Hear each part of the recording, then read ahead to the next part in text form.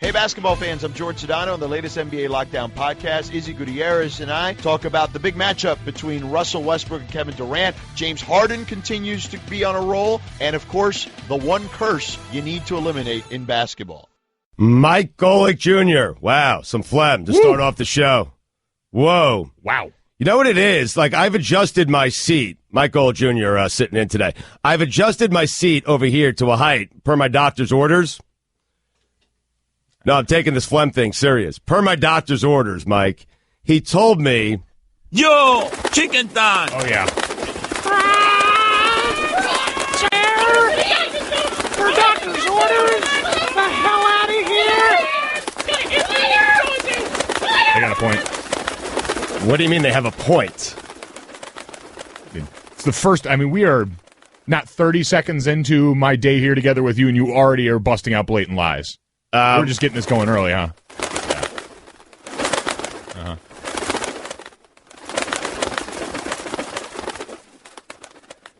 As I was saying, per my doctor's orders, what he told me...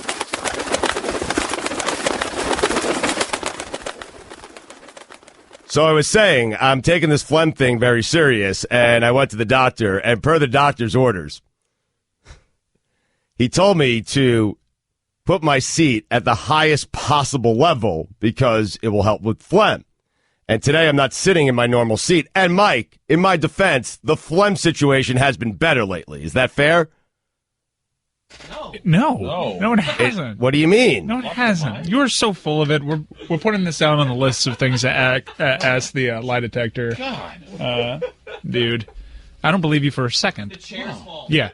The chair? I'm just telling you. Your doctor told you raise your chair to the highest level? Per my doctor's orders, he said, see, it's happening again. The lower you sit, the more likely it is that phlegm's going to come up. So I've adjusted my seat where I normally sit to a very high level, and I feel like because of that, the phlegm has been better. I'm looking at both chairs right now. Right. Dan's chair is higher than your chair. I understand that, but Golick adjusted his seat down. He adjusted my seat down. I'm telling you, and I adjusted Dan's seat up because it was at a very low level, but I can't get it high enough to the level I have my chair when I'm sitting over there. That's the only thing I will say for him. This chair was uncomfortably high when I sat down. Thank you. See? Uncomfortably high. Now, I don't believe for a minute that a real human doctor told you that.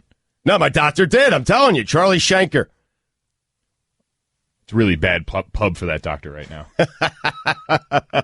Now I know what they're doing. I know what they're discussing. I know exactly. We've been working together too long, all of us, okay?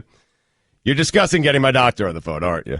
No. Okay. We're framing the question the right way for the lie detector test coming in a few months. Did your doctor, Charlie Schenker, tell you to adjust your chair to the highest level to get rid of your phlegm? Unbelievable. And I'm going to say yes, and I'm going to pass that lie. It's going to be a lie. No, it's not. No, it's not.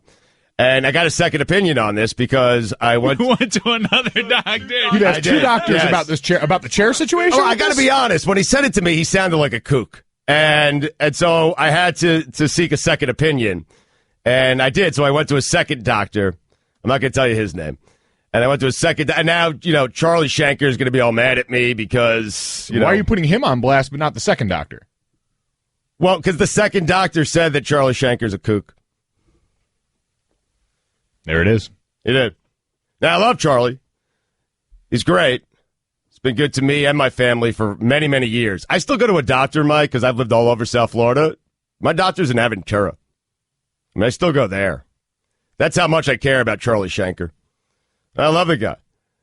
But he told me, I said, I'm having these phlegm issues at work. And he said, I suggest you drink some tea, which I have been doing. He also suggested that I put the chair up to the highest possible levels. And I've done that as well.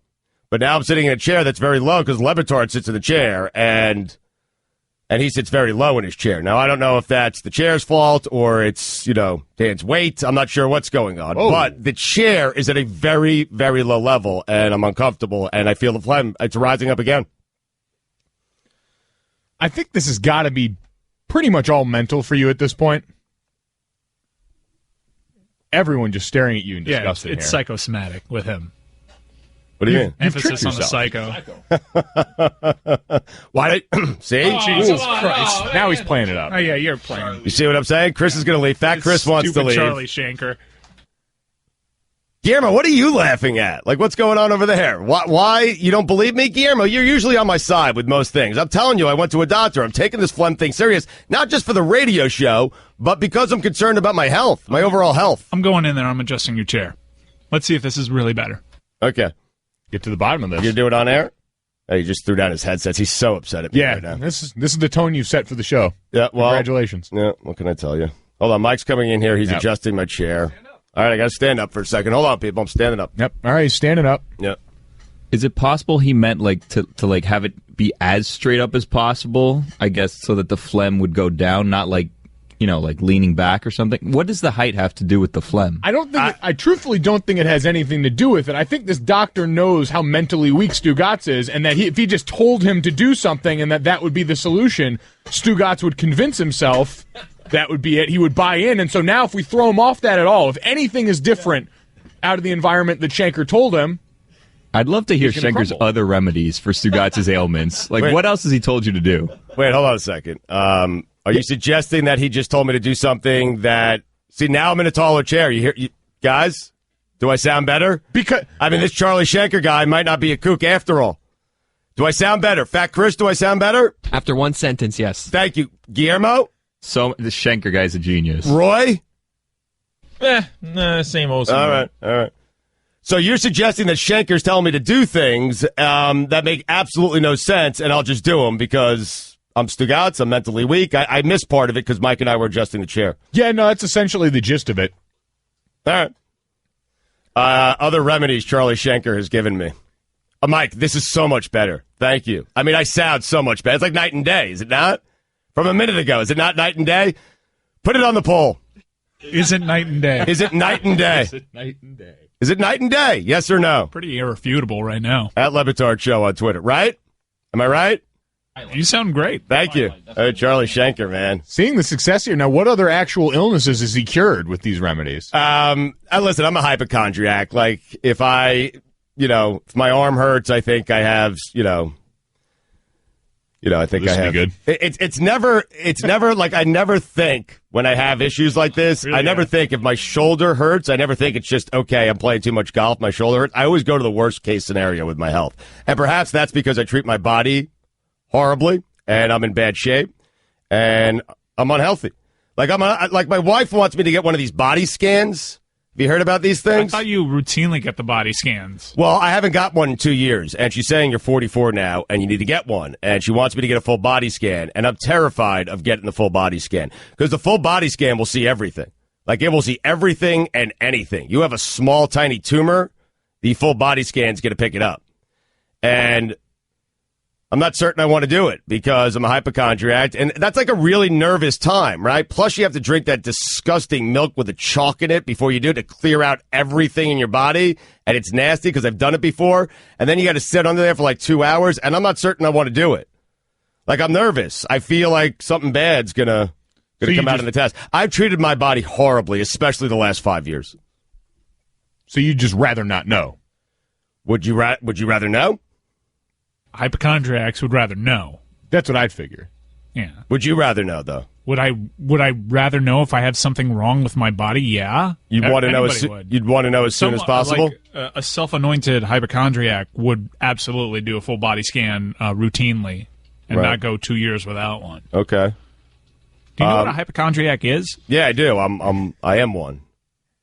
But I'm nervous. That's my point. I'm a hypochondriac, but I'm nervous, Mike. I'm nervous of what the test will reveal. I'm a hypochondriac. I'm afraid of heights. I guess you would want to know as soon as possible, as early. Preventative medicine, I guess. What was that word? Preventative. All right. Right? Would you want to know as early as possible? I would. Yeah. If I were a true hypochondriac. But you're not. Which you are not. No. I got to say, Charlie Schenker may be on to something. It's been crystal clear ever since we switched chairs. That's what I'm talking about. I mean, this guy knows what he's talking about. And, in fact, I told Charlie Schenker that my wife wants me to get the full body scan, and he said not necessary. So you go to a doctor that just tells you whatever you want to hear. He's great. Pretty much, yep. You found a hell of a yes man. Yes. I said my wife wants me to get this full body scan. She's concerned about my health. And he said, you're fine. And I said, well, how do you know? And he said, I'm your doctor. And I'm telling you, you're fine. I am your full body scan, is what he said.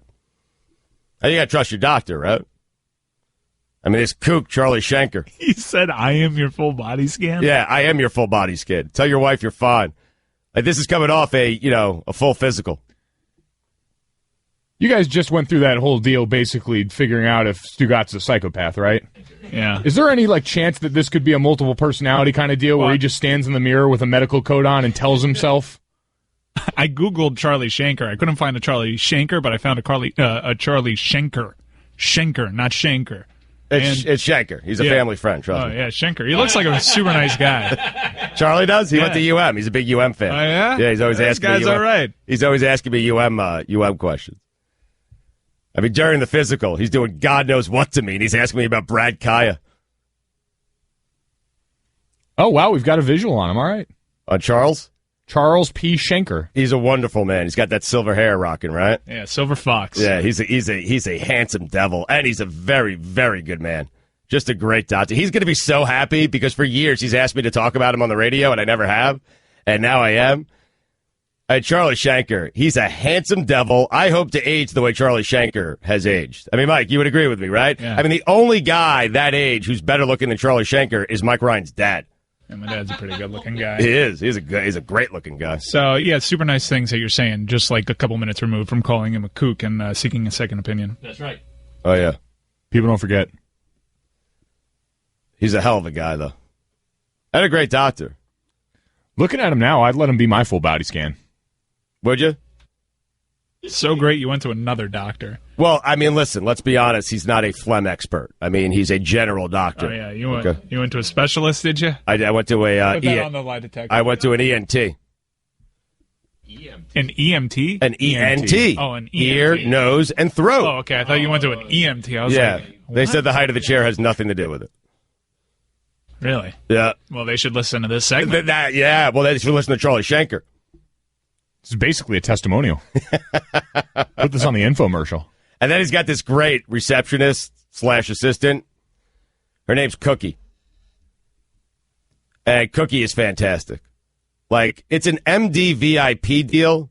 Are you guys familiar with MD VIP? Because I think it's the greatest breakthrough in medical history. This is the first time I'm hearing this term. MD VIP is, so if your doctor falls under the MD VIP umbrella, there are nothing in terms of weights. If I want to go see Charlie Schenker right now, Mike, if I tell Charlie Schenker I'm coming up there in 5 minutes, my shoulder hurts, I'm in 5. The second I walk in, I'm in. How about that? No weights, nothing, ever. So that's a greater advancement in medicine than the polio vaccine or something like that? It's right up there. You would agree? Because no one wants to go sit in the waiting room. I agree. You not having to wait for you thinking that you might have arm cancer because your shoulder hurts is a tremendous advancement. I don't think there's such a thing as arm cancer. That's what you would say. That's what you were searching for before when you talked about your shoulder ailment that you just sort of trailed off into. Yeah, he totally bailed on that. Yeah, I said hurt shoulder might be it. I might have, Charlie Schenker. Heard of this guy? Are you surprised how well Golick Jr. knows me at this point? I mean, yeah. It's not that. Well, actually, it's not that surprising. You get a Right. pretty good read on this dude. Like the first 10 minutes you meet him. Yeah, good judge of character. Yep. 28 hours with him to start it off. Yeah, you have a lifetime of God's experience. Way Way too long. Yeah. You know him well. And so does Charlie Schenker. I mean, he knows me well, and he knows phlegm well, and he tells me to sit up straight. And since I've sat up straight in a tall chair, I haven't had any phlegm issues. We're gonna talk sports today. What do you guys feel like doing today? Gojo paid attention to the Canes last week. Oh, he did? Being a Notre Dame guy. All right. So he could tell us if Brad Kai is good or not. All right. Coming up next, Gojo tells us if Brad Kai is good. Hey, I'm Chad Millman on the latest Behind the Bets podcast. Bob Fucci joins me from Vegas. We talk about the Cubs and their dominance in the betting markets, NFL action being down. Plus, we run through the entire slate of NFL games from the wise guy perspective. Dan Le Batard. To defute this guy's point, where he's calling it asinine, the comparison, and I'm saying that it's not. Did you just say defute? I meant refute. That is a combination of diffuse and refute. They got together, had sex. Oh, just answer my question. And they birthed a defute. Stugats. There was a whirlwind romance between refute and diffuse. I'm defuted. And they... This is the Dan Le Batard Show with the Stugats on the ticket. Mike Golick Jr. in for Le Batard today. Royce Young going to join us. He covers the Thunder for ESPN and ESPN.com. We'll talk to him about last night's game. Thunder and Warriors, pretty interesting. Durant and Westbrook avoid each other the entire pregame, the entire game, essentially. That was fascinating to watch last night. Sarah Spain going to join us at noon Eastern.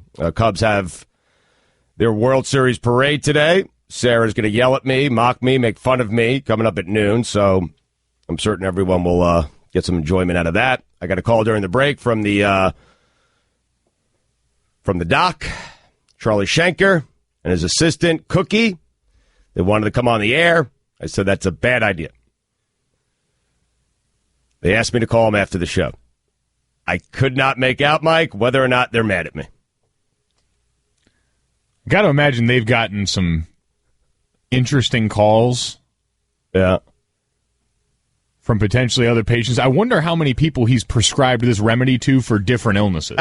Just sit in a higher chair? Yeah, just sit in a higher. Maybe that's his go-to move, and now you've just exposed him for not only being a kook, but maybe a fraud. Nah, pathological liar over there, Gojo. I guarantee you what was happening on the other end of that phone was, I never told you to raise your chair to cure your phlegm. You're embarrassing me. Also, you've never been to see Dr. Schenker. Stop referring to us on air. All right, so Mike Bryan's been trying to figure out. You watched UM last week, which is more than I could say. I haven't watched him basically the entire year.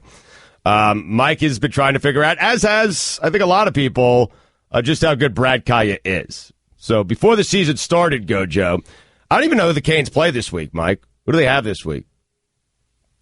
ACC team. Pitt. All right, Pitt. So I don't know if he's like before the season, he was projected as a first-round pick, and I think a top 10 pick, one of the top 2 or 3 quarterbacks that were going to come out of this college football class. Now there's debate as to whether or not he'll actually stay in college. He probably should because I think his stock has fallen a little bit. So Gojo, you've watched him. You watched the game last week. Your evaluation of Brad Kaya is what? I mean, you can't deny the talent that's there. I think. For him, it's starting to seem like the Christian Hackenberg conversation we had a year ago coming out of Penn State because you had a kid that was, for him, successful early, a lot of hype coming into this season. You've got a coaching change that I don't think the marriage has hurt the way it did Christian Hackenberg, but I just think the way the team is going now hurts because I watched the kid and he does, it's really similar to what Notre Dame had going on at their quarterback position with Deshaun Kaiser. Right. Which is a ton of talent there, at times can make bad mistakes that you'd think a kid that talented who's being talked about as highly as the two of them are wouldn't make. With Brad Kaya, more of it to me falls on the fact that he gets almost no help up front. It's the first half of that game against Notre Dame last weekend was embarrassing for that group up front because Notre Dame's defensive line is not an elite group. It's a group that's improved, but that's by no means one of the top groups in college football. And they flat out embarrassed Miami's front seven. That group in front of Brad Kaya got to the quarterback more than Notre Dame had all season, started off the game with like two or three of the first plays being tackled for loss. Right. And there's just very little way to recover from that when that becomes the norm for you as a quarterback, when all of a sudden you're expecting the protection to break down in front of you. And you saw a completely different Brad Kaya, I thought, in the second half when some of that got shored up. Because he's not an overly mobile guy. He'll move around in the pocket, but he's not gonna break the pocket the way someone like Kaiser would and make plays there. But so I think there's plenty of talent there, but I just think the way the Canes season is gone and the help that he's gotten around him, especially up front, is going to be what, if anything, knocks him down a little bit going into the spring. If he's in the right situation in the NFL with the right offensive line, can he succeed there? I just don't know. Like, it's just... Mike, what do you think? Are you going in? Are you buying in on the offensive line? Kaya be better? Hey, he is injured. Well, I mean, so. Gojo knows offensive line play, and you can't question the fact that the offensive line has been pretty much a disaster after week 4 for this team. But I don't think Brad Kaya is really helping his offensive line. He still holds onto the ball way too long. Even in that last play of that game, he had enough time to make a play. You can take a sack there. He takes a sack. He's got great talent around him. Dan likes to knock the talent around him for some reason. Coley's playing in the NFL. Njoku's going to be playing in the NFL. Amon Richards is a hell of a freshman who's going to be playing in the NFL. He's got 2 running backs that are going to be in the NFL. So he's got the skill guys. But the offensive line is what goes. I understand, but look, man, plays are going to break down. You need a guy to step up and get rid of the ball quickly if his offensive line is bad, and he's not helping them. He's not putting them. He's certainly not mobile, and you can't really hold that against him. It is what it is, but get rid of the ball quicker. No, he's got to have a quicker clock in his head. That was it. It just works out well because my criticism of both of the quarterbacks that we saw in that last game are kind of the same in that regard because Kaiser will do the same thing. He'll buy more time because he's a better athlete, but he'll take a lot of really bad sacks. He's good for 1 or 2 awful sacks a game where you just sit there and question how someone who can make the plays that he does on the other side, because both of them, especially Kaya, has unbelievable arm talent, so he's capable of making that throw that makes you stop and realize, all right, this is why scouts are as gaga over this kid as they are. But I agree that knocking Miami's skill position is a mistake. That was a mismatch out there. Watching the speed that they had on the outside versus Notre Dame secondary was alarming. We were inches at times away from giving up huge plays on the outside there that were either drops or just flat-out misses by Kaya. So I think there's flaws there. I really think, for me, the comp is Hackenberg because you start to wonder how much is the group around him, how much is the help he's getting, and how much is that maybe we've just bought in a little bit too much on the things that we like and chose to ignore the flaws. Because overall, this quarterback class has a couple of good kids, but I don't think it's one of the better ones we've seen. So we're looking for who we can overvalue, because that's what we do with quarterbacks every year. Who is the best quarterback coming out? Is it Watson, I guess? Well, if you watch the mock drafts, Notre Dame's kid, Deshaun Kaiser, he's a guy that's projected to be number 1. And if you've seen Barry Jackson's put this out, and recently there have been scouts sort of bailing on Brad Kaya, saying he has to come back next year, that even his arm strength, which is something that we sort of touted, I mean, he's no Stephen Morris, few are, but they're saying average arm, holds on to the ball too long. I'd absolutely come back next year. I mean, you have to if you're Kaya. Because, Mike, if he comes out now, he's not going to be... Before the season started, people were saying a top 10 pick. There's no way he gets selected in the first round if he comes out this year based off of this season. I'd come back for another year. Man, we've been making the... You want him back for another year? At this point, I don't think he's the best quarterback for this team right now, because the biggest win of the Brad Kaya era was made by Rozier. You need a more mobile quarterback if the goal is to win games. You can't embarrass Brad Kaya. He's been a 3-year starter, and that's an uncomfortable discussion to be had. But if you're going out there to win games, he may have the most arm talent on the team, but is he the right quarterback to succeed behind this offensive line? And I think if you're him, you got to read those signs. It's going to come down to everyone sends out for their grade once the season gets done, what you hear out of that, because we can talk about his stock falling. I don't know if it'll be enough for someone to not take a chance on him, because we see people do that every year, and whether it's the first round anymore or not, he's got to get a read on that situation in his backyard then. See, that's the kind of stuff just not being down here. I don't know as much about what's coming up behind him. If this is something that he's going to look at and see, you know what, I'll take my chances making the money now. Maybe it's a bit less, but even for him too, we talk about the top picks. A lot of the same things that I said would be problems for him down here are going to be problems if you end up somewhere as a top pick.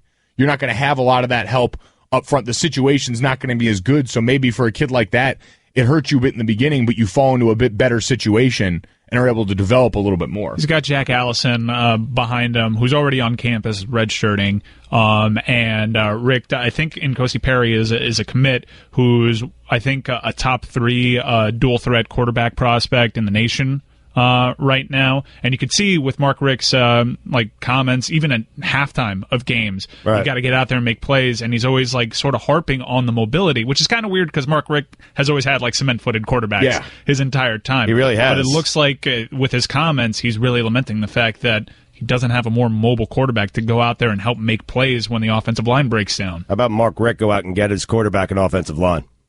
How's that sound? I mean, rather than say that about your quarterback, Why don't you go get your quarterback and offensive line? That's mighty unfair when you're talking about 7 guys that you got to fill. Like, he went out there and he got him a wide receiver. Amon Richards, that's a freshman. That's like, it's 7 guys. It's a unit. But here's the interesting thing. So if you're Kaya, because it's a weak quarterback class, maybe you do come out. Or do you stay? That's why I'm fascinated by this decision. It's a weak quarterback class, so maybe someone will take a chance on Kaya in the first round and take him high. Or you come back and perhaps play behind a better offensive line. Second year for Mark Richt. Gives him another year to recruit. Maybe he has a big-time year next year at the college level, and then he's back to being, solidified as a top 5, top 10 pick. And that all comes down to the information that you get after the season. He's going to have to find people that he trusts, because you can get a lot of bad information if you're not careful who you're listening to coming out for the draft. There are agents and people that'll sell you the dream, especially if you're a kid like that. So you've got to make sure what you're hearing it from a source that you can trust, that you can believe is true, and make the decision there. Because Mike makes a good point about if you are Miami, what you're trying to do going forward. Mobile quarterbacks, right, wrong, or indifferent, that's the flavor right now in college football. I mean, even Alabama, who's been the poster child for no-name, do-nothing at the quarterback spot for years, has moved to a system that more closely resembles every other offense in college football for the first time in a while. It's a lot easier, as he pointed out, to find that one guy, to find one great athlete with some arm talent at the quarterback spot and plug that in, than find 3 or 4 or 5 really good guys up front. We know that's already difficult to come by. It's getting even harder now, where you can get one guy that can fix all that, being able to buy time and create for himself. When you say agent selling you the dream, are you saying they'll take a guy who's maybe not going to be as good as he thinks and convince him he's going to be a first-round pick? Convince him he's going to be a high pick? Yes, absolutely. It's interesting. Pretty predatory, no?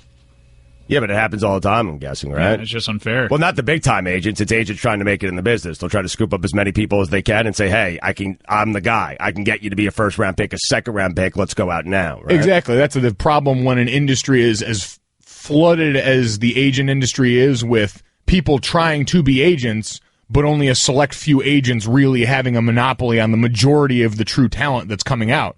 So everyone else, like you said, is just trying to find a way to get their foot in the door.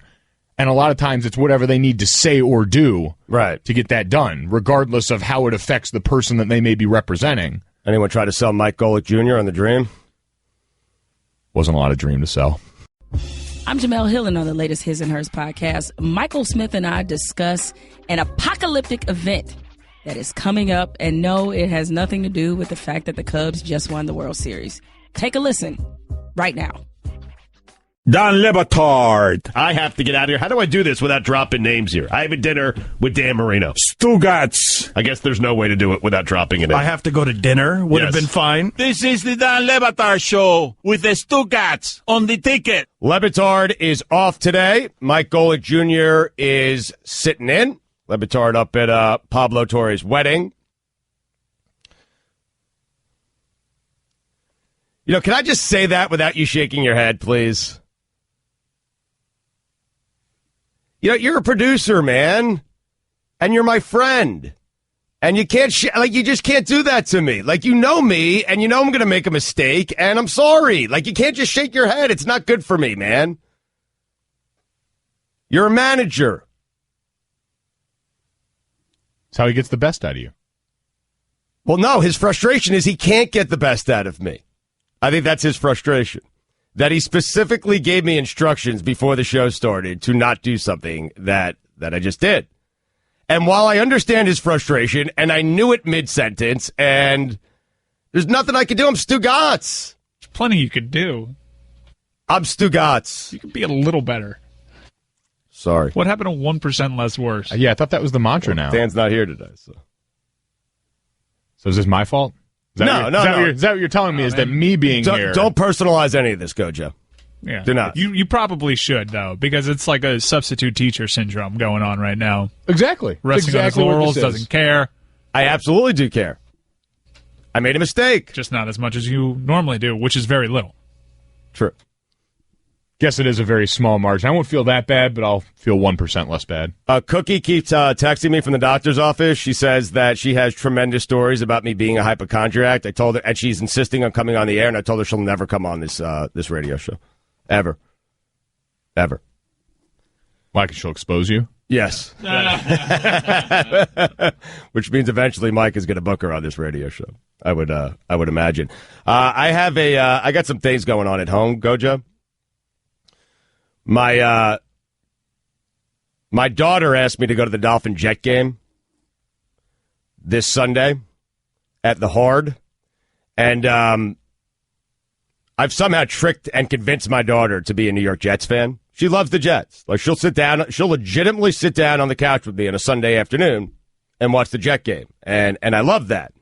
But I love the home experience so much. So when she asked me last night, the home experience of watching football, I love it so much. She asked me last night, she said, Daddy, my friends at school said the Jets are in town, and it's a big game. And I responded, it's really not a big game. And she said, why? I said, the Patriots already have the division sewed up. You know, they're not really playing for anything, maybe a wild card spot. And she said, regardless, you know, they're in town once a year, and I'd like to go to the Dolphin Jet game with my dad. She said, what do you think? And I said, I need to get back to you on this. And the reason I need to get back to her on this is, so I'm torn here. I have twin girls, so one of my daughters asked me to do this. The reason I'm torn is I love the at-home experience. First off, you and I do a show every Sunday morning from 7 to 9, Weekend Observations on ESPN Radio. So I'm up at 6:30. I have a bar mitzvah the night before. I feel like I'm going to be exhausted. You know I love to play golf right after the show. And so I have these perfect Sundays set up where you and I do the show. I go right out to the golf course. I play golf. I come home. I get my picks in. I get my fantasy team set up. I got all the TVs on. The swimming pool's right in the backyard. I've got multiple TVs, the cooler, the food. I don't have to move much, and I just chill the entire Sunday, like many people do. And so I don't know how to respond to her because, and this is going to be, and she's off from school today, and I hope she's not listening. Oh, boy. I really don't want to go to the stadium to watch the game. I don't want to go to the Hard. I prefer to stay in my living room. But my daughter is asking me to go, and my immediate response should have been, let's go. I'm in. Because I don't know how many opportunities I'm going to get to spend with my daughter. I'm like, with each passing day, I'm losing more and more control of my daughters. And they're more and more embarrassed by me with each passing day. They don't want dad around anymore. So my immediate response was, I need to think about it. I'll get back to you. Oh, boy. So what do you do in that spot where the at-home experience is so great?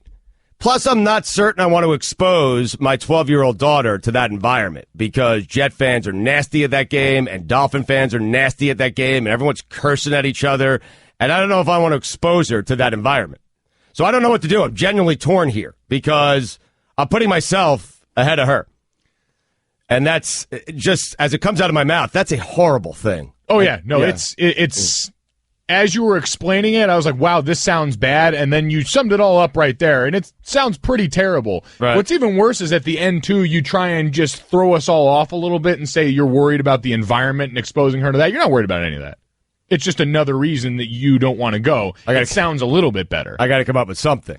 Exactly. That's you rationalizing, which is fine. Yeah, and my wife is furious because she overheard the conversation, and she said, your daughter just asked you to go to the football game, and you told her you'll get back to her? Like it's a client, like it's a stranger, it's your daughter, and she's asking you to go to a Dolphin Jet game. But I'm telling you, here's what's going to happen. We're going to get to the Dolphin Jet game. She'll be bored inside of 30 minutes and say, Daddy, I want to get out of here. Guarantee it. Mike, I guarantee it. 30 minutes. Roy saying no? I've been to games with her, and I am telling you, inside of 30 minutes, Daddy, it's hot, I'm bored, I'm hungry, I want to go home. Well, it's not hot anymore because I got a roof on the stadium. Yeah, that's true. Canopy. Yeah. You'll be in the shade. Right.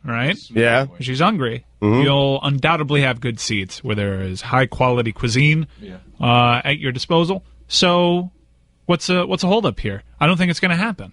And even if it does, you went out with your daughter, you spend a nice half hour, probably 90 minutes when you take into account travel time to and from, and then you're back at home watching the in-game experience, the in-home experience, watching all the games that you love so much. Yeah, but I'm $300 in by that point.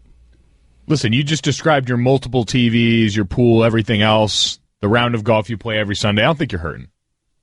I don't buy that. Thank you, Gojo. Good job, Mike. Throw your wealth in my face. Out here complaining about $300. Well, I'm fine spending the $300 golf course. Time Shut out. up. Yeah. $300. It sounded bad. Everything you've said since we started this conversation basically sounds worse than the thing that came before it.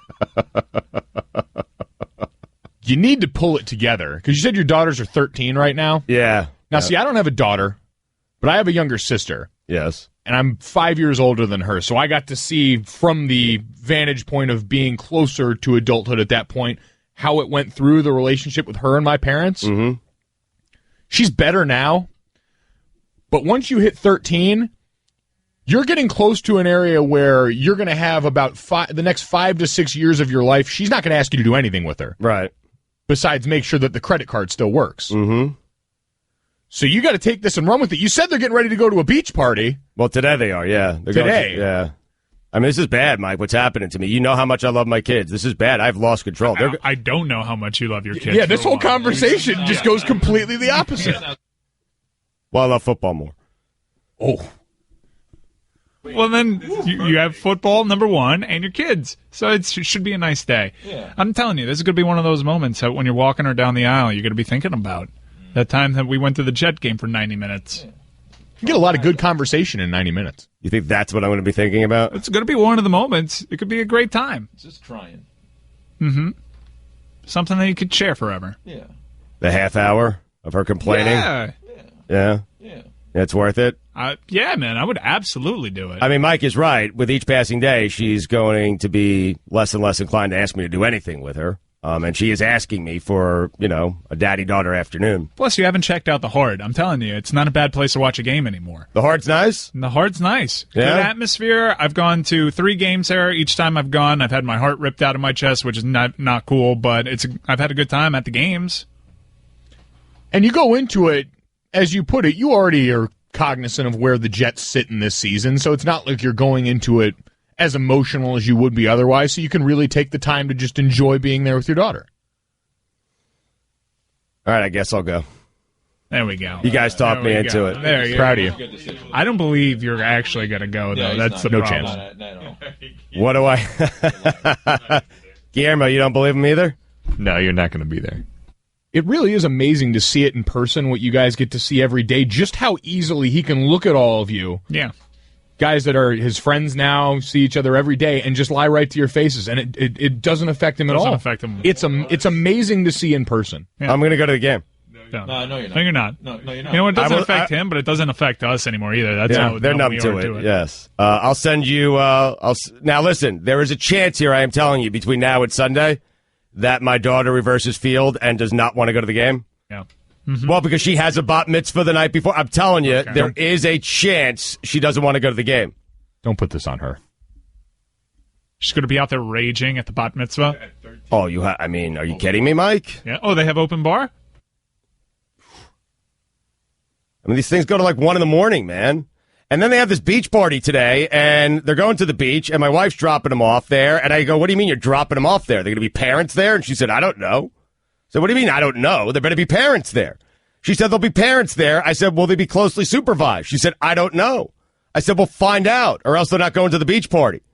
And I said, if there's no parents there, I guarantee you, I promise you, there's going to be one parent there, and that parent's going to be me. Empty threat. Yep.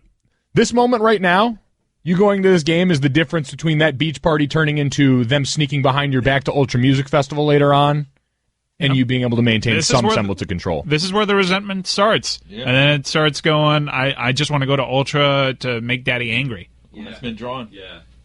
So you're saying if I don't go to the football game, my daughter will go to Ultra and take ecstasy? I'm saying she's going to marry Chris Birdman Anderson. Yep. Oregon brings an offense averaging over 40 points per game into the Coliseum to face the red-hot USC Trojans. Coverage begins Saturday at 6:30 Eastern on ESPN Radio, presented by Dr. Pepper.